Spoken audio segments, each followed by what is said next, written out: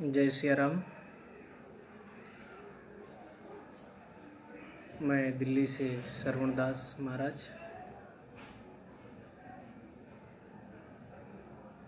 आज सीता जयंती है, माता जानकी जयंती है। जैसे कि हम लोग जानते हैं कि आज का जो विषय रखा गया है वो विषय है नारी क्या है। तो सीधी हम बात करें कि नारी एक माँ है। आप हर जगह से ढूंढते ढूंढते आपको एक ही शब्द मिलेगा, वो है माँ। माँ को कोई कहीं दबा नहीं सकता, माँ को कहीं कोई छुपा नहीं सकता। माँ एक ऐसा कहें तो वात्सल प्रेम है कि आप जब भी दुखी होते हैं तब भी बड़ी गहराई के साथ आप माँ बोलते हैं। और मैं आपको बताऊं कि माँ सभी जगहों को ले सकती है, पर एक माँ की जगह कोई भी व्यक्ति नहीं ले सकता है। जैसे आज हम लौकिक भाषा में देखें तो एक बेटी होती है, उसको हम सहज भाव से प्रेम से उसको हम बेटा बोलते हैं। बेटा कैसे हो, कहाँ जा रहे हो, मूलतः क्या है, हम उसको बेटा बोलते हैं। लेकिन क्या एक बेटे को हम बेटी बोलते हैं क्या? नहीं।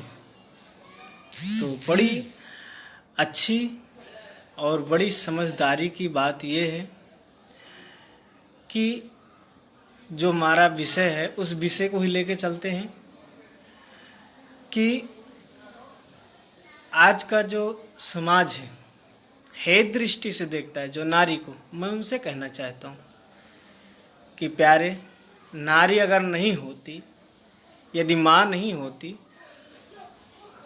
तो जिस गर्व के साथ तुम्हें अहंकार है, उस अहंकार के साथ तुम बोल रहे हो, शायद वो तुम ही नहीं होते।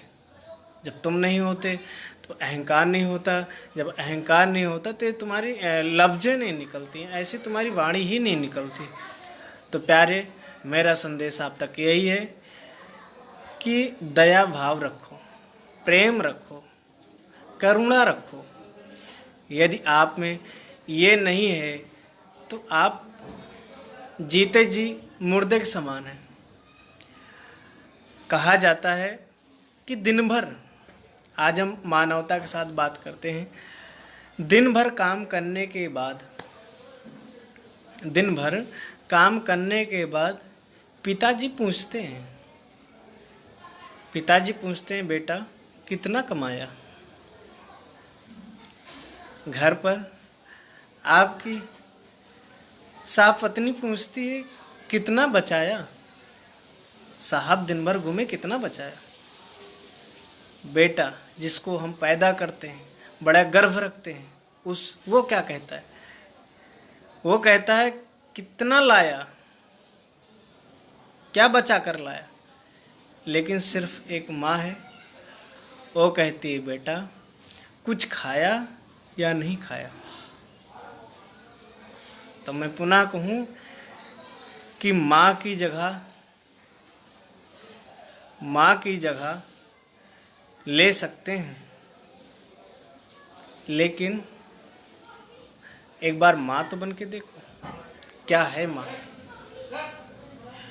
माँ आप कहोगे कैसे हम देखें, आपका सवाल उठता है। कई श्रोता बिंद पूछते हैं कि मेरी माँ नहीं है तो अब माँ का ममत्व मुझे कैसे, किनसे मिले।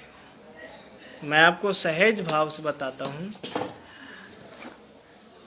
मेरी जो सूक्ष्म दृष्टियों से बोले तो मेरे इन दो चक्षुओं से जो दिखता है, मैं उनसे आपको बताऊं कि आपको माँ का दर्जा सबसे पहले कहा गया कि हर स्त्री में है। दूसरा, आप अपने पिता में भी देख सकते हैं, या किसी, मैं कहता हूँ कि किसी गरीब के आंखों में जाकर देखो, जो ममता दिखाई देती शायद आप कहीं देखे हो। तीसरा, आप उन गरीबों के आँख में एक बार देखो, उसमें भी माँ का ममत्व होता है। आप अगर आज जैसे आज की समय की बात करें, महामारी जो बीमारी फैल रही, इसमें अगर आप किसी गरीब की मदद करते हैं ना, तो क्या बड़े ममत्व के साथ देखता है, साहब और कोई नहीं, यही माँ है, यही ममत्व है, यही माँ की महिमा है। आपको माँ की दृष्टि से देखता है वो कि हमारे इस समय में आप काम आ गए।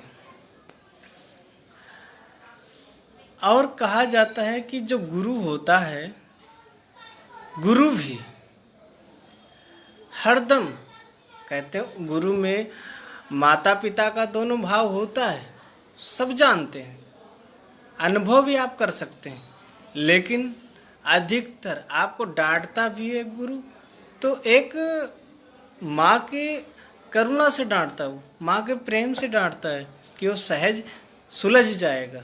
और मैं आपको बताऊं, अगर माँ के या गुरु के ऐसे छत्र छाया में अगर व्यक्ति नहीं संवरा तो मुश्किल हो जाता है।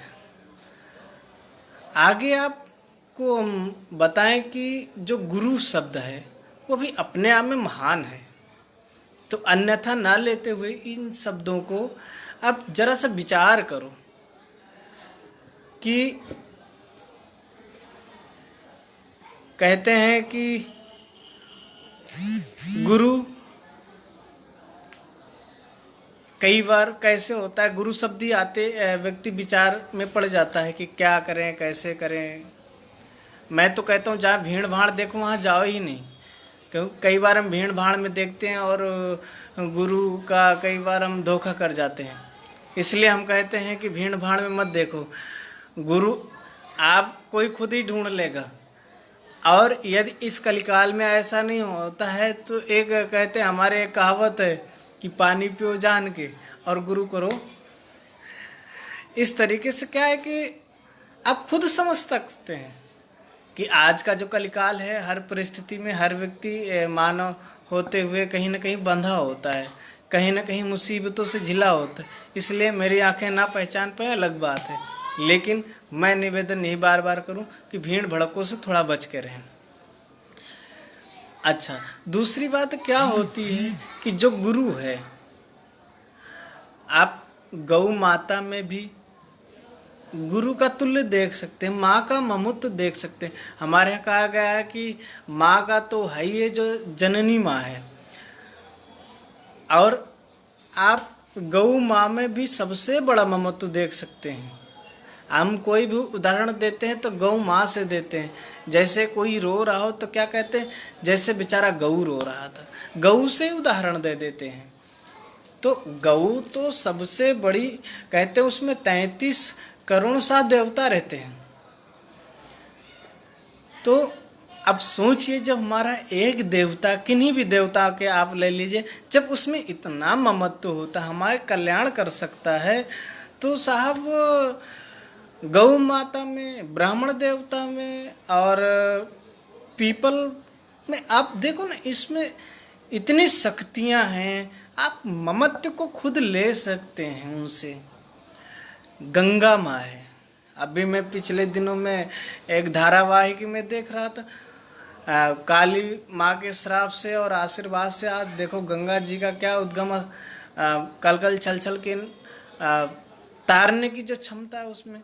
कई बार हम उसमें भी जाते हैं, मनोरंजन करने लगते हैं, लेकिन क्या है, इसमें मनोरंजन में कई बार हमारी जान भी जा सकती है। यही श्राप है, मैं मानता हूँ कि उन लोगों को श्राप है जो वहाँ जा कर के मनोरंजन, मुक्ति का जो द्वार है वहाँ पर आप जो है मनोरंजन लेते हैं, तो फिर क्या होगा। आज का जो समाज है ना, इसीलिए घिरा हुआ है। आज मैं कहूँ कि बहुत सारी ऐसे माँ के विषय में चर्चाएं हैं कि कई बार समझते हुए व्यक्ति अनभूल कर देता है। इतना ही नहीं, जरूरत से ज़्यादा भूल कर जाता है।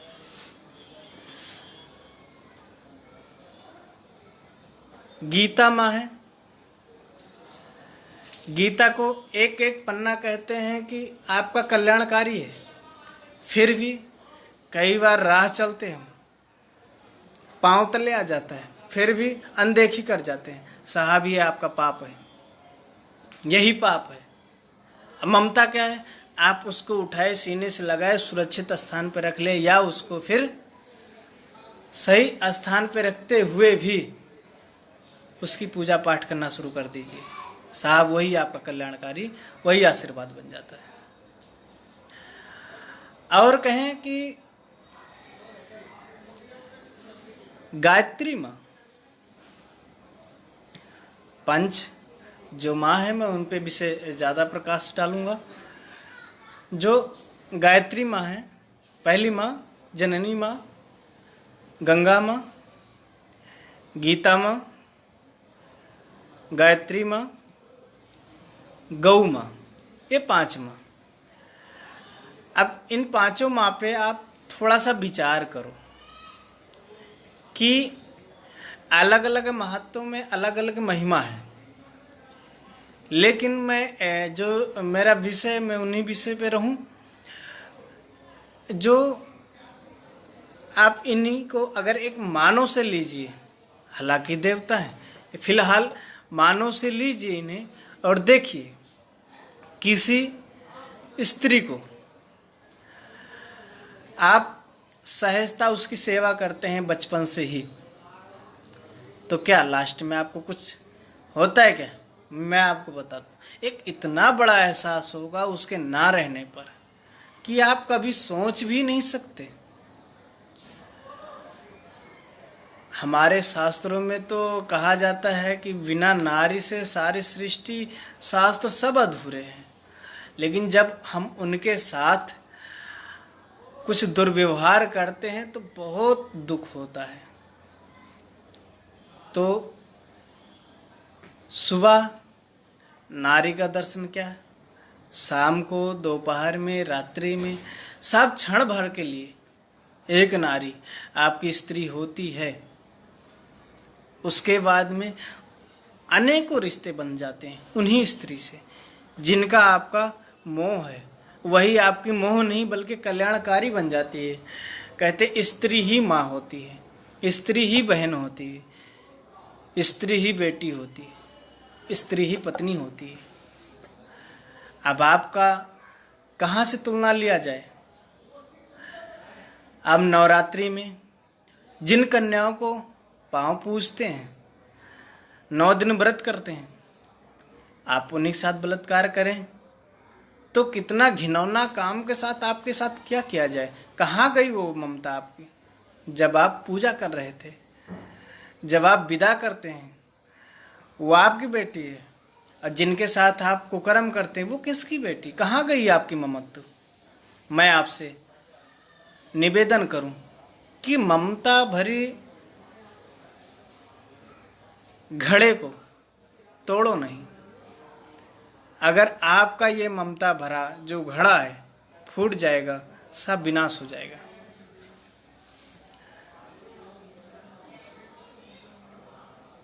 माँ की ममता कहा जाए, मैंने पिछले दिनों में बात किया था एक संत की, आज मैं कहूं कि एक स्त्री संत, एक स्त्री संत मीराबाई जी राजमहल में रहती थी, लेकिन उनके पास क्या राजभोग का सुख भाग्य में नहीं था। माता सीता आज जयंती है। सोचो, जन्म होते ही और लास्ट समय तक जिन्होंने एक मर्यादा में बंद करके कितने सारे दुख उठाए, लेकिन क्या ममता को छोड़ दिया? मीराबाई जी जब से उनके पतिदेव गुजरे उसके बाद, वहाँ तक तो उनका सुख था जीवन, उसके बाद का जीवन दर्शन कीजिए और देखिए कि क्या उनके भाग्य में माँ का ममत्व नहीं रहा। इतना ममत्व भरा था। मैं आपको एक दृष्टांत देता हूँ उसमें से। माँ का ममत्व, जब राणा परिवार जाता है द्वारिकाधीश लेने के लिए, ब्राह्मणों को लेकर के अनशन पर बैठ जाते हैं कि नहीं मैं लेकर ही चलूँगा, तो उन्होंने कहा कि अब मैं स्वच्छंद नहीं हूँ, मैं अब किसी की हूँ, मैं पूछ लेती हूँ भगवान से, ठाकुर जी से पूछ लेती हूँ और फिर मैं आपको बताती हूँ। ठाकुर जी से गई पूछने, पूछा क्या, एक पत्र लिखा और ठाकुर जी को पर्दा कर दिया कि ठाकुर जी पढ़ो और मुझे इशारा करो कुछ। ठाकुर जी ने इशारा किया, एक जमादारनी जा रही थी, उससे ही उसी के मुख से बोले कि हे मीरा तू एक तरफ हो जा। अब सोचिए कि अब जो मंदिर है वहाँ पे ठाकुर जी हैं और उन्हीं के द्वार पर मीरा जी खड़ी हैं। कभी द्वारिका गए हों तो देखे हों कि वहाँ से दूर, काफ़ी दूर सड़क है। अब वहाँ पे जमादारनी झाड़ू लगा रही थी, वहाँ से बोल रही मीरा साइड में हो जा। मीरा जी को समझते देर न लगी। मीरा जी ने राणा जी से कहा, है राणा जी अब आप यहाँ से जा सकते हो, मैं ठाकुर जी के साथ ही रहूँगी, कहीं यहाँ से कहीं नहीं जा सकती है मैं। अब मीरा जी तो अंदर हो गई। जैसे अंदर गेट के हुई, राणा दौड़ते हैं और उनके हाथ में सा, मीरा कहते हैं कि भगवान में समाने लग गई मीरा। और राणा जी के हाथ में क्या मिला, केवल चुन्नी। अभी भी आप कभी जाइए द्वारिका तो वहाँ आपको पुजारी जी से काफ़ी विनय अनुग्रह करेंगे तो आपको दिखाते हैं कि वो चुन्नी जो है इतनी बच गई थी, जो राणा के हाथ में लग गई तो उतनी बची, बाकी मीरा समा गई थी।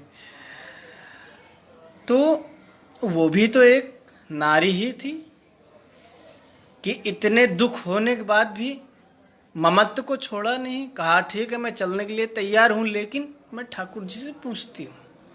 ये उसका ममत्व रहा।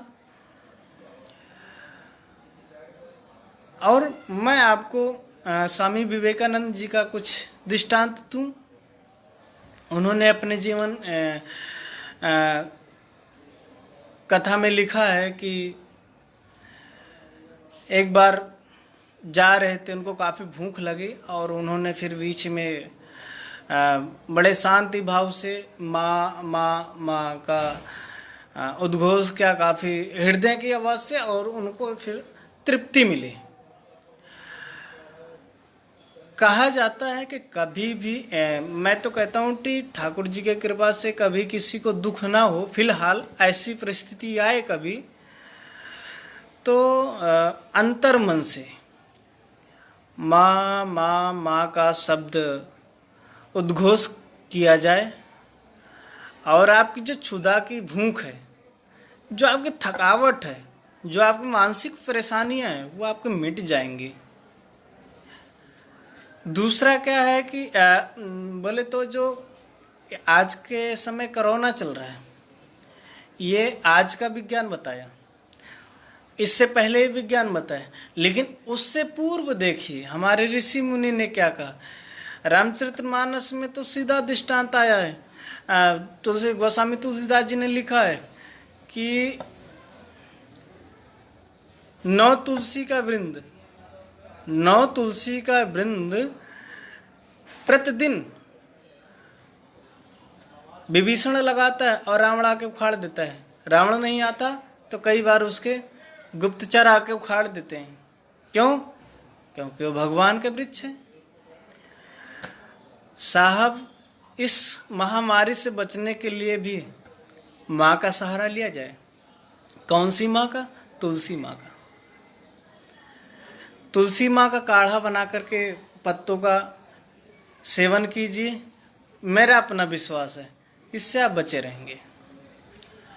दूसरा क्या है कि इसमें कहीं जो हमारे पास कहते ना कि पीपल में बहुत सारी ऑक्सीजन होती है, हद तक मैं कहता हूँ उससे भी ज़्यादा तुलसी में होती है। ये हमारे ही समाज में नहीं, जैन समाज में अभी तक नहीं मान रहे थे, अब उनका भी मानना हो गया है, विज्ञान भी अब मानता है। तो साहब, हमारे ऋषि मुनि पहले, कितने पहले माँ की महिमा का गुणगान किया। आप भी घर में कम से कम जितना हो सके उतना तुलसी का पौधा लगा। कोई संख्या नहीं है कि 1 लगाएं, 3 लगाएं, 5 लगाएं, या विभीषण जी ने 9 लगाया था तो मैं डेली 9 लगाऊं, ऐसा नहीं है। जितना भी आपसे हो सके उतना तुलसी का पौधा घर के, कहते कितने, कहाँ पे लगाया जाए? घर के द्वार पर लगाओ, क्योंकि ऑक्सीजन घर के अंदर तक आएगी। फिर आपका सवाल होगा कि कितनी ऊंचाई पर रखा जाए। साहब, इतनी ऊंचाई होनी चाहिए कि आपके गले तक या फिर नाभि से ऊपर तक, नाभि से नीचे तुलसी का पौधा नहीं होना चाहिए, ताकि आपके पाँव से या ऐसी कुछ व्यवस्था हो कि आपका पाँव आदि ना पड़े उस पर। उसका जल भी पाँव पे नहीं पड़ना चाहिए, उसका जल आप डाले तो पाँव पे गिरे, ऐसा कुछ नहीं होना चाहिए। तो तुलसी भी एक माँ है। पिछला जीवन उसका देखे तो काफ़ी संघर्षमय रहा। जलंधर से विवाह होना, भगवान विष्णु से उसका काफ़ी पुराना, आप पीछे जाएंगे तो बहुत सारे संघर्ष उसने किए बेचारी ने। तो हालांकि महिमा तो महिमा ही है, इतना संघर्ष होते हुए भी कितना दुख उठाया और उसके बाद फिर जाके उसको माँ का दर्जा मिला। गौ माँ, आज देखिए हमारे भारतवासियों ने तो काफ़ी दिनों से गौ पर अपनी बातें रख रहे हैं। हमारे समाज में सरकारें ने भी गौ की बातों को लेकर के बड़े बड़े मठों में गौशालाएं खुली, उनकी बड़ी अच्छी सेवा हो रही है। गांव देहातों में देखता हूँ कि बड़े भावुक होकर सेवा करते हैं गांव के लोग। हालांकि ठीक है, दूध का सेवन करते हैं जरूर, कहते हैं कि लोभ होता है तो नहीं। देखो, मैं अपने बारे में बताऊं, मैं अयोध्या के पास उत्तर प्रदेश में एक ज़िला है अमेठी। अमेठी में जगदीशपुर ब्लॉक है। जगदीशपुर ब्लॉक के अंदर टांडा मौजा है। मैं आपको डायरेक्टली ना बता करके पूरा बताता हूँ। टांडा मौजा है। टांडा मौजा के पास में हमारा पांडे का पुरवा गांव है। मैं वहाँ का निवासी हूँ। सरार दुबे, भारद्वाज गोत्र, मैं ब्राह्मण शरीर से हूँ। और हमारे घर में अभी करीब 9 से 10 गैया होंगी। और सेवाएं भरपूर होती हैं। और गांव के नाते से, चूंकि मैं गांव में पिछले दिनों में रहा, इसलिए मैं गांव की बारे में खूब जानता हूं। जहां तक मेरा अनुभव है, गांव के लोग मन से सेवा करते हैं। हमें दिल्ली में क्या है कि व्यस्तता ज़्यादा है। शहरों में, दिल्ली आदि जो बड़े शहर हैं, व्यस्तता तो है, ऐसा नहीं कि सेवा नहीं करते, सेवा करते हैं। कई लोग आर्थिक से कर देते हैं, कई लोग शारीरिक से कर देते हैं। ठीक है, गैया को चारा खिला दिए, नहला दिए, धुला दिए आदि, उनका रहने की व्यवस्था कर दिए। बहुत सारे तरीके हैं सेवा करने का। किसी ने पूछा, एक बड़ा बातों में अच्छा एक वो आ गया, किसी ने पूछा कि गुरुजी मुझे सेवा करनी है, लेकिन क्या करें, मेरे पास टाइम नहीं मिलता। तो उन महात्मा ने कहा कि क्या काम करते हैं भैया? तो उन्होंने बताया कि मैं नौकरी करता हूँ। बोले अच्छा अच्छा, तो आपने बताया कि इतने पगार मिलती है, तनख्वाह?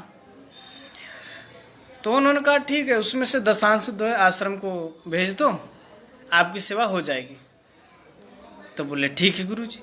दूसरे दिन एक कोई गांव का आया होगा बंदा, फिर ही रहा होगा, उसने कहा गुरुजी मुझे सेवा करना है, कोई काम बताओ। तो गुरुजी ने ठीक है, आश्रम में झाड़ू लगाओ और पोछे मारो, यही सारी सेवाएं होती बेटा। तो उन श्रावक ने कहा कि ठीक है महाराज जी, लेकिन मेरी इच्छा थी कि मैं भगवान को वस्त्र सिलाऊं और सुंदर सुंदर आभूषण पहनाऊं, लेकिन मेरे पास पैसा नहीं। बोले बेटा तुम्हारे पास शरीर है ना, तुम शरीर से सेवा करो और ये सारी सेवाएं कोई और ले लेगा, एक व्यक्ति से तो होगा नहीं। बोले हाँ गुरुजी। फिर ऐसी सेवाएं क्या बंट जाती हैं। अब आप जाओ गुरुजी से पूछो कि गुरुजी मुझे सेवा करनी है, तो गुरुजी बताएं आप सेवा करो। नहीं, मेरा तो निवेदन यही होता है, सेवा करनी है तो पूछो मत, सेवा में लग जाओ। भंडारा चल रहा है, भंडारे में लग जाओ। हाँ, सत्संग चल रहा है, सत्संग में लग जाओ।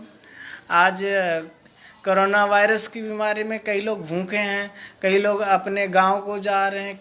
जो भी आपको दिख रहा है वो सेवा में, अगर आप समर्थता है तो आप उस सेवा में लग जाइए। मेरा कुल मिला के विषय है कि सेवा ही कीजिए, सेवा से ही सब कुछ है।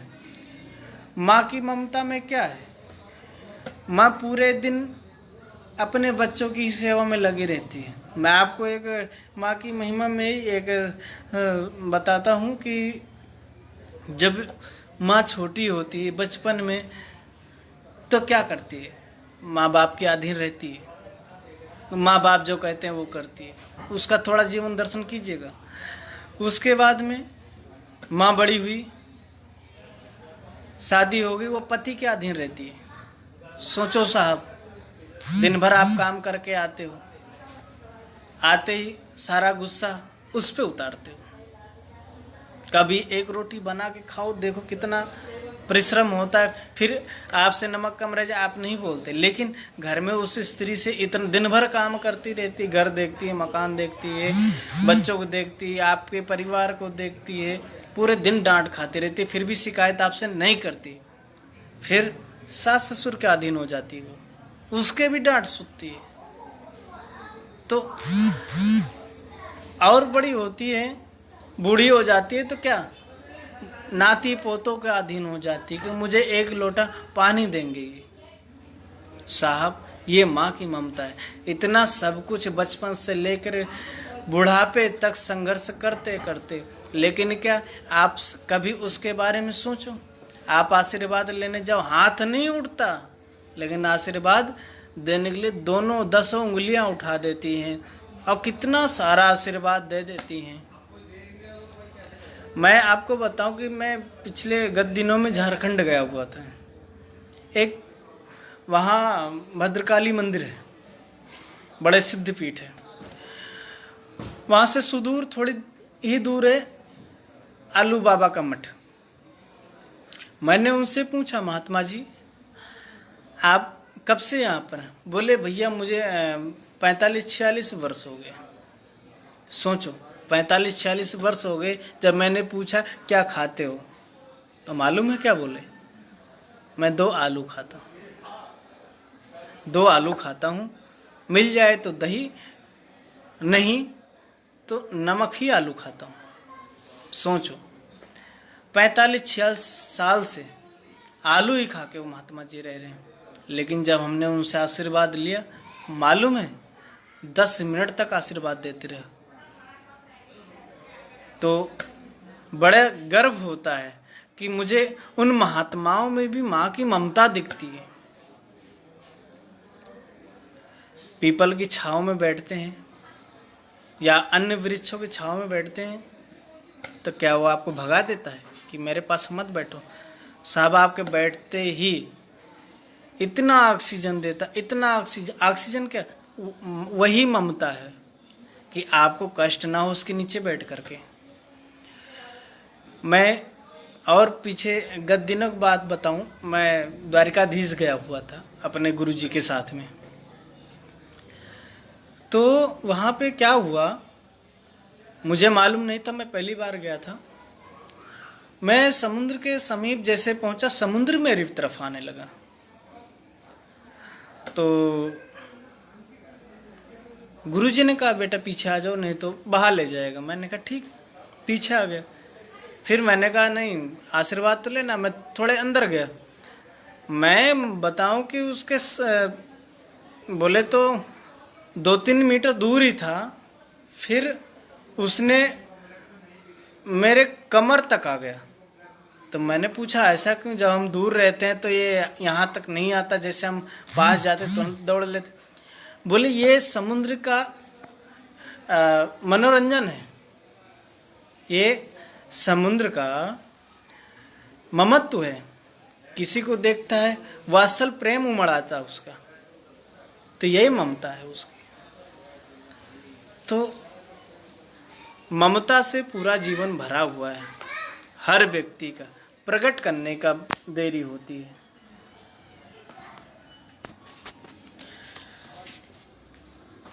कहते हैं कि हालातों के आगे जब साथ जुबान होती है, पहचान लेती है खामोशी में हर दर्द, वो माँ सिर्फ माँ होती है।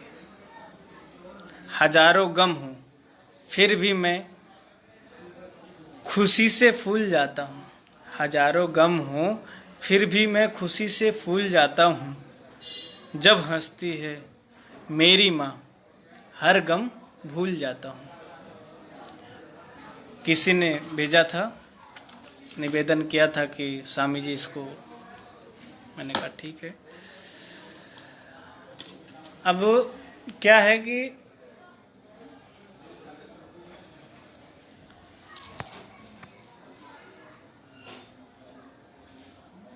आज कोई भी ग्रंथ को अध्ययन करते हैं। अब आप पूछेंगे ग्रंथ में कौन सी आप बात कर रहे हैं, ग्रंथ में कौन सी ममता होती है। साहब ग्रंथ में इतनी बड़ी ममता होती है, अनुभव आप कीजिएगा। आप 1 दिन 2 दिन 3 दिन एक नियम से क्रम से अध्ययन कीजिए, आपको इतनी ममता हो जाएगी उन ग्रंथों से कि ग्रंथ को छोड़ ही नहीं पाएंगे। अब वो क्या है, वो ग्रंथ की ही ममता है, ग्रंथ की जो ग्रंथ के अंदर माँ है उसकी ममता है ये। आज का थोड़ा मैं विषय लूँ, डॉक्टर हैं, नर्स हैं, पुलिस हैं, कर्मचारी, इन पे क्या है, वो हमारा इलाज कर रहे हैं। बड़े नर्स क्या है, बड़ी ममता के साथ, हालांकि हमारा उनका कोई रिश्ता नहीं होता है, फिर भी बड़े ममता के साथ, एक माँ की ममता के साथ आपका इलाज ही करती हैं। साहब आप कितने क्रूर हो गए, आप उन पे भी आप नहीं छोड़ते हैं।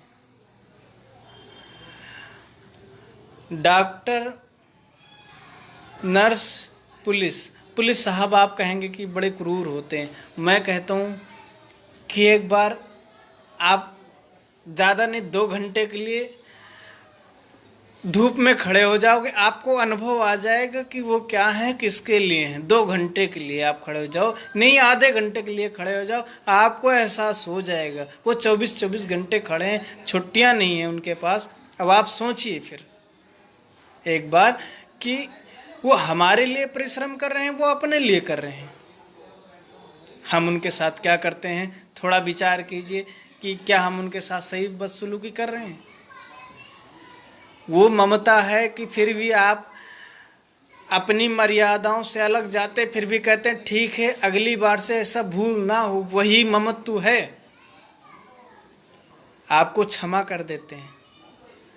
इतने पत्थरबाजी हुए गत स्थानों में, लेकिन सह लिए, आपके ऊपर बंदूक तो नहीं चलाए, ये उनकी ममत्व है। साहब आप देखिए, जो महाराष्ट्र में साधु बेचारे, उनका क्या किसी से कुछ बोल रहे हैं? कुछ भी नहीं, बल्कि हम भाग रहे हैं अपनी जान बचा के। लेकिन आप कितने क्रूर हो गए कि उनको भी, साहब, मैंने जो वीडियो में देखा, पुलिस मजबूर है, लाके सौंप देती है कि मुझे छोड़ो, जो करना है इन्हीं को करो। मैं प्रशासन की जहाँ तक ठीक है उसमें दिखाया गया, लेकिन वहाँ मुझे जो दिखता है वो भी मजबूर है, उस पर भी इतना भारी दबाव पड़ गया है। और साहब, इतने आप निर्दयी हो गए कि महात्माओं को, जिन्हें देश दुनिया से कोई मतलब नहीं, राजनीति से कोई मतलब नहीं, उनको भी आपने इस गति पहुंचा दिया। आपका क्या होगा सोचो। ये उनकी ममता रही कि श्राप आपको नहीं दिए, जाते जाते सह लिए, जीवन समाप्त कर लिए, लेकिन आप कुछ बोले नहीं। ये उनकी ममता है। नहीं तो वो एक बयान अगर इसी वीडियो में बोल दिए होते तो सोचो क्या होता। ये उनकी ममता है।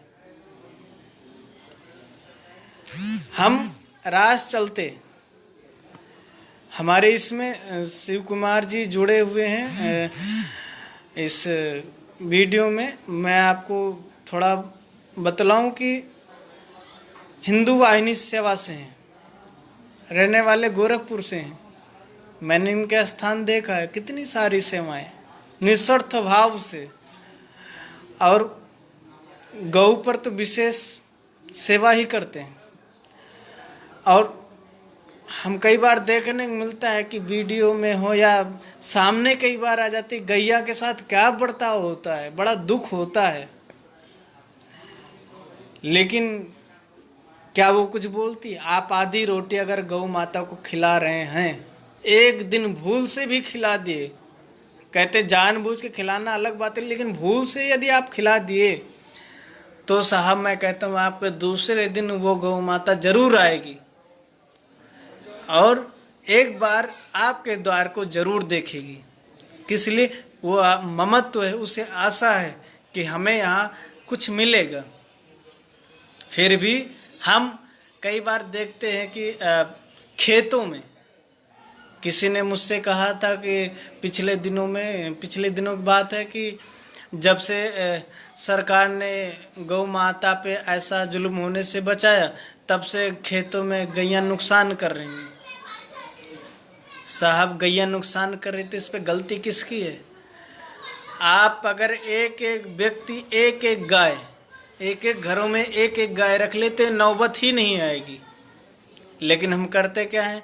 कई बार हमारे घर के सामने से निकलते हैं, कुछ भी हमारा नुकसान नहीं करती, हम उन पे कुल्हाड़ी मार रहे हैं, फावड़ा मार रहे हैं, लाठ मार रहे हैं, डंडे मार रहे हैं। किस लिए मार रहे हैं? कि गऊ है।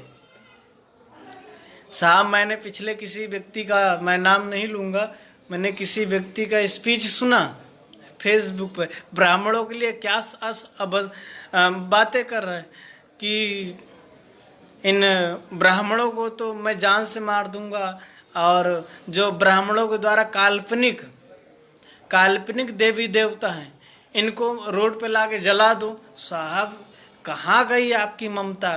कहाँ गई? आप अपने बच्चों को क्या जला सकते हैं? मैं सवाल करूं उन लोगों से कि क्या अपने बच्चों को जलाएंगे? नहीं जलाएंगे।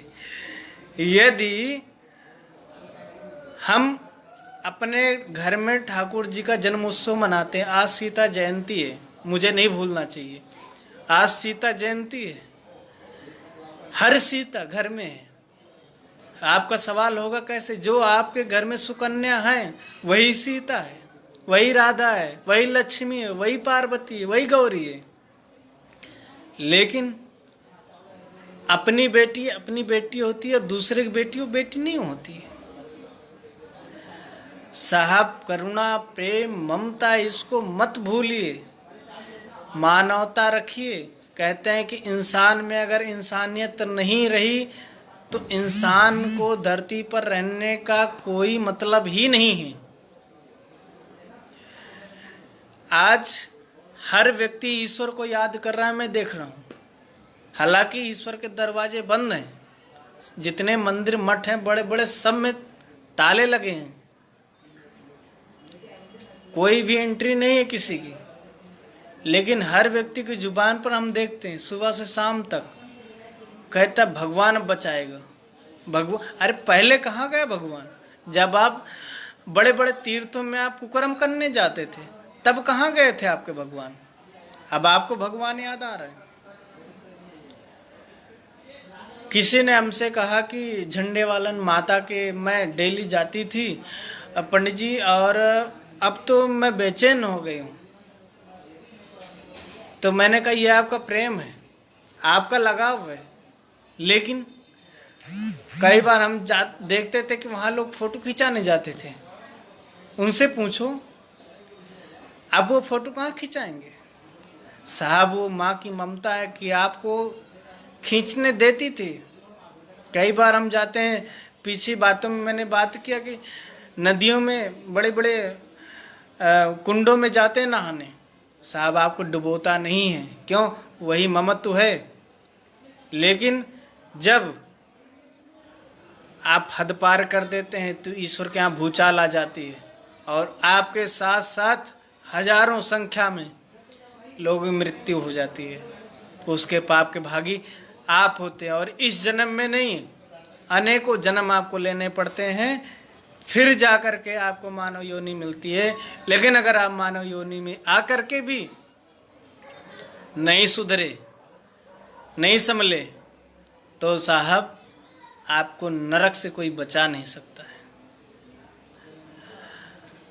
आज बड़े बड़े मंदिरों में क्या है,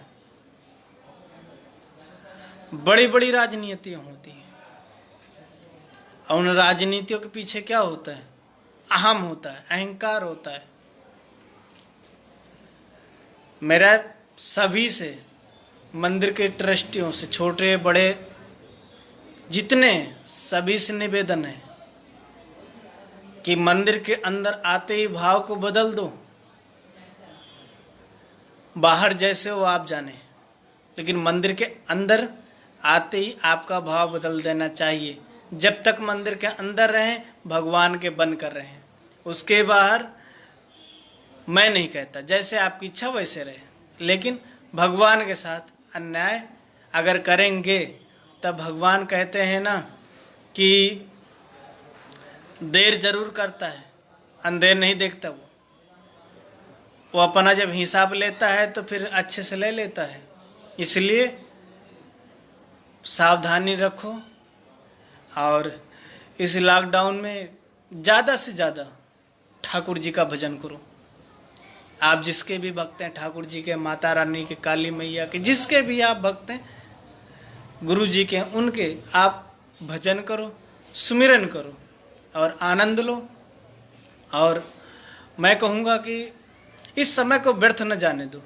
इधर उधर की बातों से अच्छा है कि जो दो समय मौन हो जाओ। कहते हैं कि मौन हो करके इतनी शक्ति को अर्जित किया जा सकता है कि उतनी साधना से नहीं किया जा सकता। आपका मौन ही होना साधना है। मौन हो जाएंगे, सब कुछ आप में मिल जाएगा। अगर हम आपसे पूछें, आप हमसे पूछे कि पढ़े लिखों को भगवान मिलता है, अनपढ़ों को नहीं, तो साहब मैं नहीं कहूँगा। कबीरदास जी कौन से पढ़े थे? रहीमदास जी कौन से पढ़े थे? तुलसीदास जी ने कहा, उनके साथ क्या हुआ, घटनाएं घटी, आप खुद पढ़ सकते हैं, देख सकते हैं। लेकिन अनुभव सबसे बड़ा चीज होता है। अनुभव का ही नाम ममत्व है। यदि आप में सहनशीलता है तो भजन के योग्य हैं, नहीं तो आप भजन के योग्य नहीं फिर हो सकते। सहनशीलता होना चाहिए। मैं लॉकडाउन में, मेरे पास किसी ने खत भेजा है, मैं बोल देता हूँ उनका। घर से निकलना है तो भाई, घर से निकलना है तो भाई, निकलो काम से। अधिक समय घर में ही रहना ओ मेरे भाई। घर से निकलो तुम मगर ये ध्यान में रखकर। घर से निकलो तुम मगर ये ध्यान में रखकर। जीवन है तो जहान है संसार में भाई। कोरोना जैसी महामारी से कोरोना जैसी महामारी से बस दूर ही रहना। डॉक्टर और नर्स का सदा सम्मान करो भाई। मास्क और 2 गज की दूरी भाई याद सदा रखना। हम हैं तो सब है, हम हैं तो सब है वो ए मेरे भाई। लॉकडाउन के नियम सदा अपनाओ प्यार से।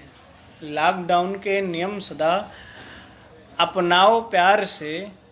पुलिस और प्रशासन का सम्मान करो भाई। पुलिस और प्रशासन का सम्मान करो भाई। घर से निकलना है तो निकलो काम से भाई। अधिक समय घर में ही रहना ओ मेरे भाई। ये किसी ने मेरे पास भेजा था, तो बड़ा अच्छा लिखा है। और हाँ, मैंने जो वार्तालाप करी उसमें सारा विषय लिया गया था इसमें, तो आपकी बात पहले ही बोल दी गई है। और इसमें पुलिस प्रशासन, नर्स, डॉक्टर, सफाई कर्मचारी आदि का सम्मान करना चाहिए और लोग कर भी रहे हैं। मैंने देखा है कि फूल वर्षा और बड़े बड़े अपने अपने तरीके से लोगों ने सम्मान किया है। बड़ा अच्छा लगा था मुझे देख के। और मैं सभी संतों से और गृहस्थों से एक निवेदन करना चाहूँगा कि यदि धर्म है तो सब कुछ है। यदि धर्म नहीं रहेगा तो कुछ भी नहीं रहेगा। आप मंदिर नहीं जा सकते हैं, घर में ही मंदिर बनाओ। घर में नहीं बना सकते तो मन ही मंदिर है। ठाकुर जी का ज़्यादा से ज़्यादा भजन करो। आज सीता जयंती है। मैं माता जानकी जयंती पर आप सभी को बहुत बहुत बधाई देता हूँ। बहुत बहुत आशीर्वाद, शुभकामना, मंगल कामना। और घर में रहें, स्वस्थ रहें, संपन्न रहें। और मैं जाते जाते मुझसे किसी ने कहा था एक शब्द बोलने का, मैं बोल देता हूँ कि परिवार में प्रेम बना के रखो। घर में आप हैं तो इसका मतलब ये नहीं कि क्लेश करें। घर में ज़्यादा से ज़्यादा घर के काम को बांटें और मिलजुल कर घर को संवारें, मिलजुल कर भजन करें, साथ में बैठकर भजन करें और साथ में ही बैठकर भोजन करें। घर के सभी सदस्य जिनके हैं, लेकिन थोड़ा सा दूरी बना करके। आप जिससे भी मिलते जुलते हैं थोड़ा सा दूरी। हमारे सरकार ने कहा था 2 गज की दूरी, तो 2 गज दूरी बना सकते हैं आप। और थोड़ा सा मुंह को ढक करके। और जितने भी नियम है, मेरा निवेदन यही कि उस नियम का पालन किया जाए, क्योंकि वो नियम अपने ऊपर ही है। अगर हम करेंगे नियम तो सभी करेंगे। और हम कहते हैं ना कि बड़े करेंगे तो बच्चे भी करेंगे। अगर हम रखेंगे तो जो हमसे छोटे वो देखी दिखाई, और नहीं तो हम उन्हें प्रेरित करें। एक मार्क्स ला के दे दें और थोड़ा सा समझा दें कि बेटा किसी से मिलना नहीं, जुलना नहीं। तो जी जी जी, मैंने पीछे मैंने बोल दिया है। आपने निवेदन किया कि जयंती के संदर्भ में कुछ बात करें। मैंने सीता जयंती के ऊपर भी पहले मैंने बोला है कि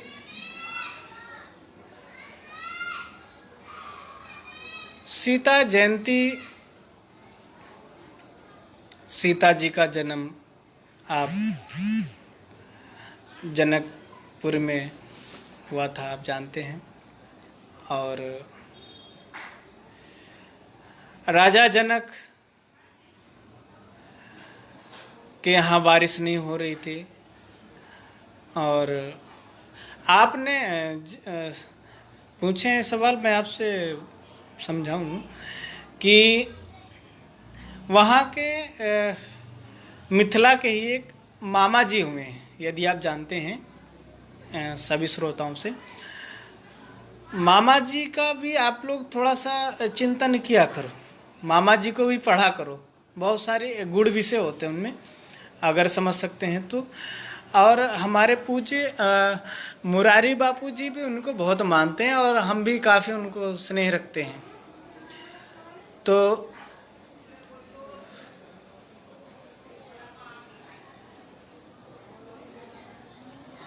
तो क्या है कि वो इस विषय को बड़े खुल के रखे हैं अपने जनमानस के लिए। तो सीता जयंती क्यों मनाई जाती है, किस लिए मनाई जाती है, इसको क्यों मनाना चाहिए, बहुत सारे इस पे उन्होंने अपने लिखा है, आप उसमें देख सकते हैं, अधिक वार्तालाप ना करते हुए। बाकी क्या है कि सीता जन्म की जो कथा है उसको संक्षेप में ही मैं कहूँ।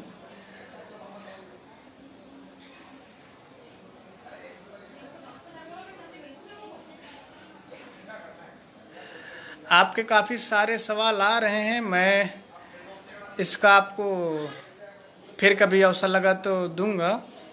आपने पूछा है कि ईश्वर निराकार रूप में विद्यमान है, तो फिर साकार क्यों? साहब बिंदु जी महाराज हुए, उन्होंने अपने मोहन मोहिनी में लिखा है कि निराकार से ही जाहिर है साकार की हस्ती। तो निराकार ही साकार है, मैं आपको भ्रम में न डालूं, निराकार ही साकार है, साकार ही निराकार है, इसलिए मतभेद मत रखिए। आप जैसे ठाकुर जी का भजन करते हैं वैसे ही कीजिए, मेरा कुल मिला के मानना यह है। बिल्कुल आपने कहा सीता माता जी प्रकृति में विद्यमान है, बिल्कुल सीता माँ ही पृथ्वी है, आपने बिल्कुल सत्य कहा, सीता माँ ही पृथ्वी तत्व है, बस समझने की देरी है हमारी। ये सारी विषय हमने पहले वार्तालाप कर चुके हैं। अब समय कुछ ज़्यादा हो रहा है, इसलिए मैं फिर कभी चर्चा में करूँगा आपकी सारी बातें। और क्या है कि मैं ज़्यादा बातें ना करके, आपने जो पूछा था जयंती के बारे में, थोड़ा सा प्रकाश डाल के अपनी बातों को विराम में डालता हूँ कि जब बारिश नहीं होती है तो सीता माँ जनक जी और माता जी दोनों मिलके हल चलाती हैं, और वो घड़ा जिसमें सीता माँ का अंश होता है, ठाकुर जी की कृपा होती है, उसमें टकराते ही उनको पता चलता है इसमें तो कोई है, और अल्लाह के घर में बड़ा हर्षोल्लास होता है। ऐसे बहुत सारे दृष्टांत संतों के हैं, महात्माओं के हैं। और इसलिए मैं तो कहता हूँ कि जो आपने सबसे पहले कहा कि सीता माँ ही प्रकृति है, तो मुझे इन शब्दों में बड़ा अच्छा लगा कि प्रकृति है। पृथ्वी से घड़ा निकला, वो क्या है? पृथ्वी से ही तो है। और सीता माँ अशोक वाटिका में थी तो वहाँ त्रिजटा से कहती हैं, त्रिजटा समझाती हैं उनको। त्रिजटा जब सीता जी पूछती हैं कि हे अशोक के वृक्षों, तुम्हारे लाल लाल जो पत्ते मेरे ऊपर अग्नि बन के जल जाओ, मुझे जला दो, विरहाकुल होकर ऐसे ऐसे जब वार्तालाप करती हैं तो त्रिजटा माँ कहती हैं आप तो पृथ्वी की ही बेटी हैं। तो इसलिए आपका कोई संशय नहीं, बड़ा अच्छा आपका विचार है, आपके विचार सराहनीय है, मैं आपको बहुत बहुत साधुवाद देता हूँ। तो इसी सीता जयंती के साथ मैं अपनी बात को विराम देता हूँ।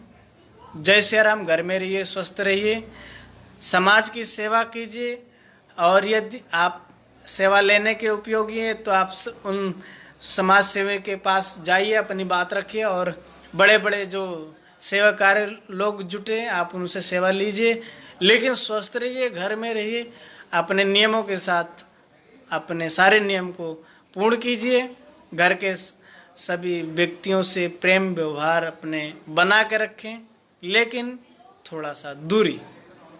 इसी के साथ मैं आप सभी को भी जय सिया राम, और परमात्मा ईश्वर महारानी से भी मेरा कोट कोट नमन बंदन। और मैं कहूँ कि जब मैं अगले कार्यक्रम में अपनी कुछ बात, क्या कि जो बड़े कार्यक्रम होते हैं उसमें तो मैं होता ही हूँ, लेकिन कई बार क्या होता है जो मैं आपसे इस फेसबुक या यूट्यूब आदि से बात करता हूँ, एक मैं ऐसे कुछ चाहता हूँ कि आप लोग भी अपने विचार देते रहें। इससे क्या होता है कि मैं आपकी बातों को समझ सकता हूँ। जैसे आपने हमसे 2-3 बातें, अपनी बातें शेयर करी तो अच्छा लगा मुझे, तो आपको भी धन्यवाद। बाकी जहाँ तक हो सके सेवा कीजिए जनमानस की, और ज़्यादा ना कुछ कहते हुए जय श्री राम। आगे जो भी कार्यक्रम होता है मैं 2-3 दिन पहले फेसबुक आदि पे, व्हाट्सएप नंबर मेरा है, आप फेसबुक से ले सकते हैं। मैं बोल भी देता हूँ 8010-833-133। इस नंबर पर आप हमसे व्हाट्सएप भी कर सकते हैं, अपनी बातें शेयर कर सकते हैं, फ़ोन भी कर सकते हैं। फ़ोन करने का समय सुबह 7 बजे से दोपहर 12 बजे तक, शाम 5 से 8:30 तक या 9 तक कर सकते हैं। उसके बाद मैं थोड़ा भजन की पूजा में रहता हूँ, इसलिए थोड़ा सा समय अपने लिए रखता हूँ ताकि अपने को डिस्टर्बिंग ना हो। अब क्या है कि साधु होने के नाते ठाकुर जी का भजन मैं थोड़ा कोशिश करता हूँ कि इस शरीर से जितना हो सके उतना, क्योंकि अभी तो फुर्सत मिली है भजन करने का, और अभी इस टाइम अगर भजन नहीं हुआ तो फिर आगे भजन नहीं हो सकता है।